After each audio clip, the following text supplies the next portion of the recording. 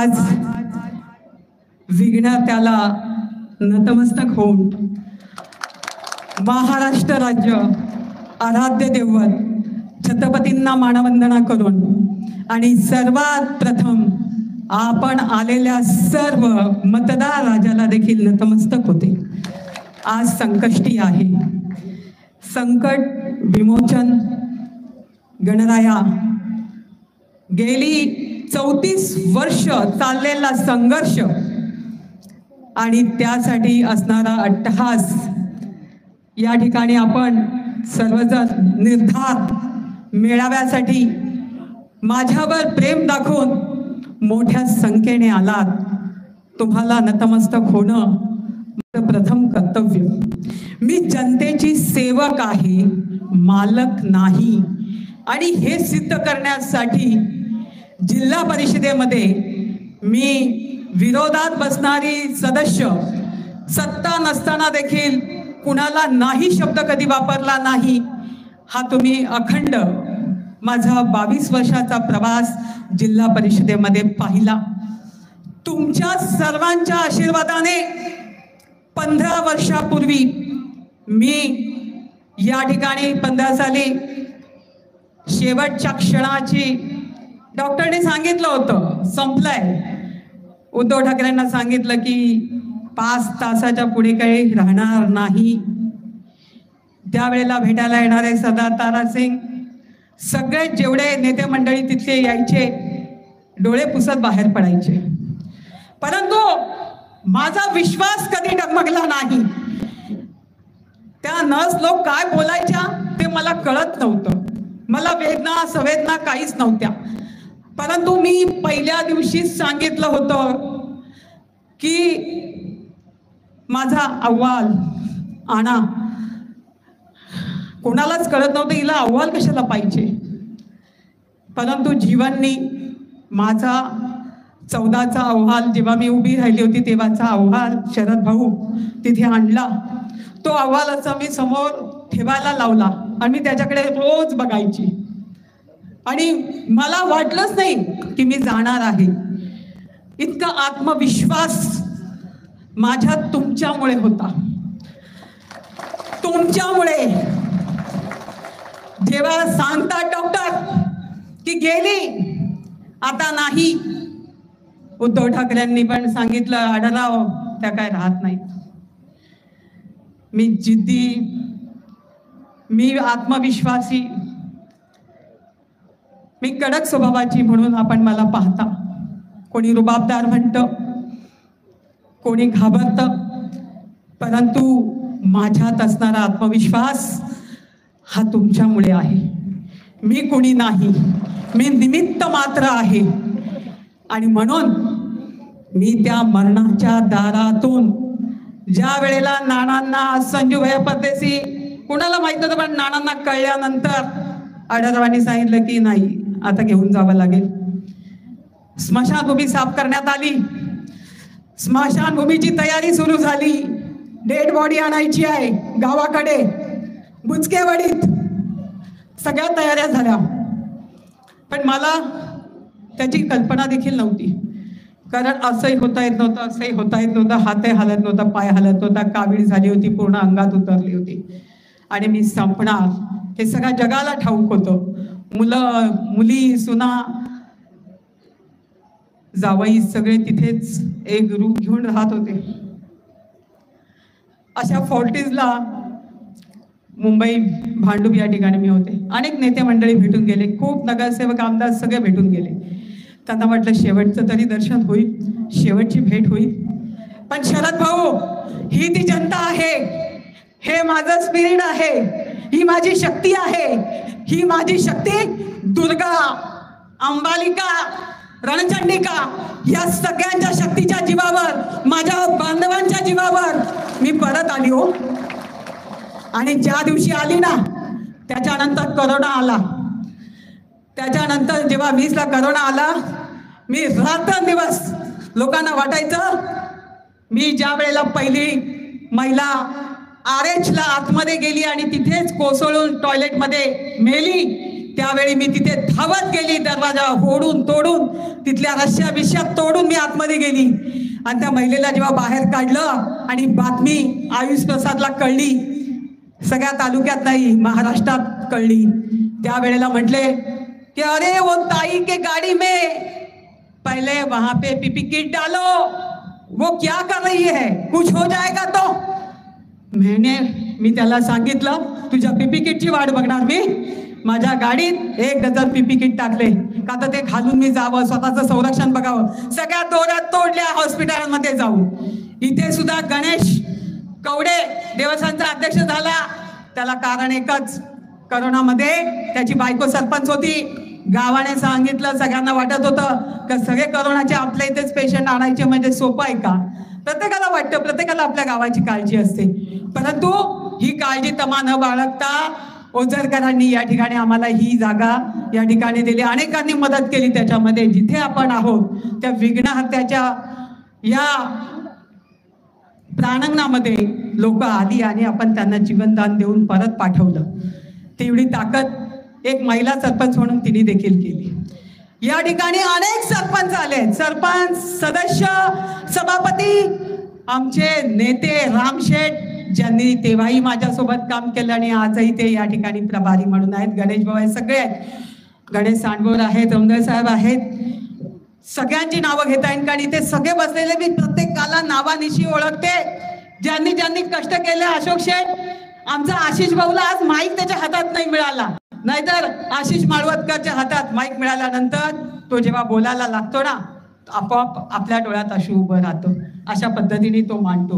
आमचा दीपक बाळसराफ सावरगावचा सरपंच आहे, परंतु काम करताना राक्षस आहे, तो काय बघत नाही, नेते बिते पुढारी बिडारी नाही, त्याला सर्वसामान्यांसाठी, कारण वाघिणीचे बछडे कसे असावेत तर माझ्या गावापासून सगळ्या सरपंच महिला असतील, आदिवासी विभागातल्या महिला असतील, पूर्व पट्ट्यातल्या महिला असतील, सगळ्या कुठेही त्यांनी हाक दिली तर धावून जाण्याची प्रवृत्ती मी ठेवली। पण ज्या दिवशी मी मरणाच्या दारातून परत आली ना, तुम्हाला पुन्हा आठवण करून देते, मी ज्या वेळेला तुमच्या आशीर्वादाने इथे परत आली, नम्रता होती माझ्याजवळ, ती सुद्धा घाबरली होती कारण तिला पण माहिती होतं का आताही संपलेलं आहे, आपल्याला कसं आपण काय करणार, परंतु तिथून जेव्हा मी परत आली आत्मविश्वासाच्या जोरावर 30 डिसेंबरला 15 दिवसाच्या आत मी त्या डॉक्टरला जेव्हा भेटायला गेली ना, ते डॉक्टर दोघे उभे राहिले म्हणजे त्यांना धक्का बसला, धक्का।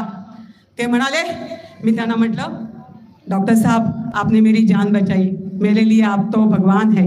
वो बोले मैडम हमने नहीं बचाया, ये वैसा होता नहीं है, 10 लाख में 10-20 लाख में एक आध केस ऐसी होती है कि ये चमत्कार है, ये चमत्कार है, आप तो आ ही नहीं सकती थी। म्हणजे एवढ्या गेलेल्या ताईला तुम्ही लोकांनी परत आणलंय, तुमच्या आशीर्वादाने परत आली आहे, तुमच्या सद्भावनेने परत आलेली आहे। मी जे तुमच्यासाठी रात्रंदिवस पळते ना, कारण मला ती जाणीव आहे, मला ते भान आहे की माझ्या या जनतेमुळे मी आहे, आणि म्हणून ज्या वेळेला माझी हकालपट्टी झाली त्यावेळेला मला जो धक्का बसला तो प्रचंड होता, भयानक होता, ज्यांच्यामुळे झाला तो सगळ्या जगाला माहिती आहे, परंतु मी कधीच चुकीचं वागली नाही, ज्यांच्यामुळे झाला त्यांच्यासाठी सुद्धा मी उभी राहिली, कारण आई आई असते, बहीण बहीण असते, बायको बायको असते, ती क्षणाची पत्नी आणि अनंतकालाची माता असते, ती सगळे दुःख पचवते, सगळे गुन्हे माफ करते, मुलाला करते, नवऱ्याला करते, सगळ्यांना करते, दीर भाऊजे सगळ्यांना करते, ती नंदांना सगळ्यांना सांभाळून घेते। तसं मी माझ्या या सगळ्या भावांना, तालुक्यातल्या सगळ्या नेत्यांना, जे 4.5 वर्ष कधी मला आमदार व्हायचं बोलायचे नाही, पण शेवटच्या 4 महिन्यात सगळेच आमदार व्हायला निघायचे, तरी पण मी त्यांना सांभाळण्यामध्येच माझी 15 वर्ष घालवली, आणि शेवटी निर्णय घेतला हकालपट्टी झाल्यावर का आता आपल्याला एकदा पाहूया तर खरं की आपणच लागतोय का जनतेवर, का मला आमदार केला, मला आमदार करा, का जनतेच्या मनात आहे, मग ते तपासलं पाहिजे। मला खूप ऑफर आल्या, आपची ऑफर आली, राजसाहेब ठाकरे बोलले एबी लावा, फॉर्म आमचा घ्या, सगळ्यांना विचारा तुम्ही, सगळ्यांनी सांगितलं, प्रकाशजींनी सांगितलं, आंबेडकरांनी सगळ्यांनी सांगितलं, मी म्हटलं नाही, जर मी आज कोणताही फॉर्म घेतला, राजसाहेबांचा फॉर्म मला नका, राजसाहेबांशी नाही म्हणता येत नव्हतं. मी बाळा नांदगावकरांना सांगितलं, एकत्र काम केलेलं आहे. म्हणलं बाळाभाऊ तुला माहिती आहे माझ्या प्रतिष्ठेची लढाई आहे, मला स्वतःला तपासायचं आहे की मी बळे तर लादत नाही ना लोकांना का मला आमदार करा, मला आमदार करा. त्यांची इच्छा नसेल तर मी का बरं प्रत्येक वेळी त्यांच्या समोर जायचं. मला तपासून बघू द्या. तुम्ही येणार कारण तुमचा एकमेव आलेला आमदार म्हणून तुम्ही, त्याने तुमची एक शाखा उघडली नाही म्हणून तुम्ही इथे येणार. राजसाहेब मला निवडून आणणार 100%. आणलं असतं का नसतं? आणलं असतं ना, बरोबर ना. पण तो श्रेय कोणाचं होतं? बदला घेण्यासाठी ताईला निवडून आणलं. जसं नारायण राणेंना पाडण्यासाठी कोकणामध्ये सगळे जाऊन बसले, आमदार खासदार सुद्धा बूथवर बसले आणि त्यामुळे त्या ठिकाणी जसं घडलं तसं इथे घडलं असतं जुन्नर तालुक्यात. म्हणून मी त्यांना हात जोडून विनंती केली की मला एबी फॉर्म नका देऊ, मला स्वतःला तपासायचं आहे की खरंच जनतेच्या मनात मी आहे का. मी अपक्ष उभी राहिली, मी अपक्ष उभी राहिली जेव्हा धो मताने माझ्याकडे पैसा नसताना टोपलीत भाजी विकणारी ताई सुद्धा माझ्यासाठी म्हणायची की ताईला मला हे पैसे द्यायचे. ताईने मला मदत केली आहे. माझ्या जुन्नरच्या सगळ्या टपरी धारक सगळे लोक तालुक्यातले कुठून कुठून यायचे आणि कोणाला भेटून, नानाला, अमोलला, सगळ्यांना भेटून सांगायचे हे 5,000, 2,000, 10,000, 20,000, 25,000 अशी लोकांनी मदत केली. आपल्याकडे काय लाचच्या दिवशी वाटायला पैसा नव्हता, परंतु जनतेने मला 50,000च्या पुढे नेऊन ठेवलं की नाही. आणि मग माझा विश्वास पक्का झाला का या जनतेला मी अपक्ष, मी विरोधात असणारी सदस्य म्हणून, जिला 7, 12 आणि 8 माहीत नव्हता ती जिल्हा परिषद सदस्य, तिने दाखवून दिलं की जिल्हा परिषद सदस्य काय करू शकतो. शरद भाऊनी इतकी विस्तृत माहिती त्यांनी दिली कारण आम्ही दोघं शेजारी बसायचो. त्या पक्षाचे, मी ह्या पक्षाची, पण आम्ही त्या ठिकाणी गटनेते म्हणून काम केलं. संगतीने प्रश्न मांडायचो, संगतीने लढायचो आणि एवढी वर्ष लढा देत असताना नाही हा शब्द नाही वापरला, पण मला सत्ता हवी होती. मला काहीतरी वेगळं घडवायचं होतं. जुन्नर तालुक्यामधले प्रश्न जेव्हा माझ्या पुढे येतात की पुनर्वसन नाही झालं, वर्षानुवर्ष पिंपळगाव जोगाच्या जी जमीन वापरत नाही तिच्यावरचे शिक्के नाही उठले, ते शिक्के उठवण्यासाठी मी विखे पाटलांना सांगितलं की तुम्हाला इथे यावं लागेल. खूप वर्षाने, जवळजवळ 16 वर्षाने विखे पाटील आले. मी त्यांना त्या ठिकाणी दाखवायला घेऊन गेली का ही जमीन या बिचाऱ्या आदिवासी बांधवांची वापरात नाही आली आणि त्याच्यावरती शिक्के पडले आहेत, त्यांना त्याचा काहीच उपयोग करता येत नाही. हे झालं पाहिजे, यांना न्याय मिळाला पाहिजे. जेव्हा तुम्ही जमिनी घेतला तेव्हा काय सांगितलं की तुमच्या घरात एक नोकरी देऊ, तुमचं पुनर्वसन व्यवस्थित करू. मठच्या 12 वाड्या, तुम्ही त्या परिसरातला जर भाग बघितला तर शेवटची 7 धरणं आहेत आपल्याकडे, 5 मोठी आहेत. वडज असेल, येडगाव असेल, येडगावचे देखील प्रश्न सोडवण्यासाठी सगळ्यात पुढे धावणारी आशाताई आहे. तिथला बच्चा तिथले आलेली बरोबर का ताई? बरोबर ना. तुमच्या प्रश्नांना मीच ना सदस्य आहे सगळ्या, त्या प्रश्नांना वाचा फोडायला सुद्धा मीच केली. मला असं वाटू लागलं नगर परिषदेच्या हद्दीत काम करायचंय पण जिल्हा परिषदेतून निधी देता येत नाही.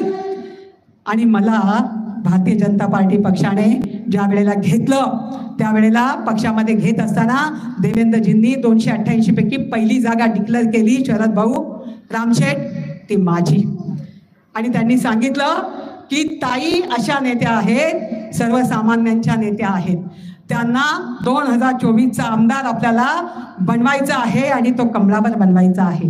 हे त्यांचे शब्द आहेत, माझे नाही, ते नेते आहेत. मी फक्त माझे आलेले हजारो कार्यकर्ते, ज्याच्यामध्ये कारखान्याचे डायरेक्टर असतील, पंचायत समितीचे सदस्य असतील, सभापती असतील, त्याचप्रमाणे या ठिकाणी बाजार समितीचे सदस्य असतील, नगरसेवक असतील, या ठिकाणी असणारे सरपंच असतील. राजू शेट्टी सुद्धा पहिल्याच दिवशी उडी घेतली. अमोल असेल या ठिकाणी, दीपक असेल, सगळ्या म्हणजे इतके सरपंच आहे की मी बोटावर मोजून सांगू शकत नाही. पण स्पर्धा लावली ना, माझ्या सरपंच महिला माझ्या पाठीशी कशा आहेत ते तुम्हाला आज दिसलं असेल, कळलं असेल. माझा कदाचित कुणालाही फोन गेला नाही. माझ्या जर इथे बसलेल्या 4 जणी सोडल्या, हंडेताई कोणाला फोन केलेत मी, मायाताई, मी फक्त तुम्हाला दोघा तिघींना सांगितलं की सुरेखाताईला सांगितलं आदिवासी पट्टा बघा, तिकडे पंडितच्या महेंद्राच्या बायकोला सांगितलं तू तिकडचा पट्टा बघ, मायाताईला सांगितलं तुम्ही इकडचा पट्टा बघा. पण मी कोणाला फोन करू शकली नाही का तर मला परत पक्षाकडे जाण्याची भेटण्याची संधी मिळाली, मी गेली. शरद भाऊ सांगतायत, पण शरद भाऊ, ही तिकीट आपलीच आहे. आपणच लढवणार. एकदा जोरदार टाळ्या होऊन जाऊ देत. हा जयघोष आज विघ्नताच्या प्रांगणामध्ये जो आपण सर्वांनी निर्धार केला आहे, निर्धार मिळावा आहे. आणि तरच फक्त एकदाच आमदार व्हायचंय, पुन्हा पुन्हा येणार नाही. तुम्हाला पुन्हा पुन्हा मला मतदान करा असं सांगायला मी येणार नाही. मला एकदाच करा, 5 वर्षच. कारण भात शिजेला बघायचा असेल तर पुरा भात खावा लागत नाही, त्याचं सीन बघितलं तर माझी सुगंध सांगते. सुगंध आला तर सांगते मीठ कमी आहे का जादा आहे, सांगते की नाही सांगते. आणि मग तुम्ही फक्त ताईला 5च वर्ष एकदाच आमदार करा. पुन्हा मी म्हणणार नाही मला आमदार करा. जो त्या योग्यतेचा आहे